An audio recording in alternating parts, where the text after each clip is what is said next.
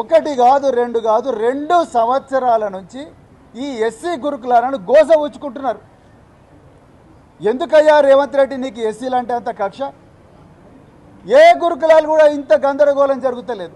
పొద్దున్న లేచినప్పటి నుంచి వాళ్ళ తల్లిదండ్రులందరూ కూడా కూలి చేసుకునేటోళ్ళు, వీళ్ళందరూ కూలి పనులు పోయేటోళ్ళు, వాచ్మెన్ పనులు చేసుకునేటోళ్ళు, సెక్యూరిటీ గార్డ్ పని చేసుకునేటోళ్ళు, క్యాబ్లలో డ్రైవర్ పని చేసుకునేటోళ్ళు. వీళ్ళు వాళ్ళని వదిలిపెట్టుకొని స్కూళ్ళ చుట్టూ ఆఫీసుల చుట్టూ తిరుగుతున్నారు. ఎందుకు ఈ అధికారి మీ అలుగు వర్షిని గారికి వీళ్ళంటే అంత కోపం అండి? సంక్షేమ భవనము, అది సంక్షేమ భవనమా లేకపోతే ఆర్మీ హెడ్ క్వార్టరా?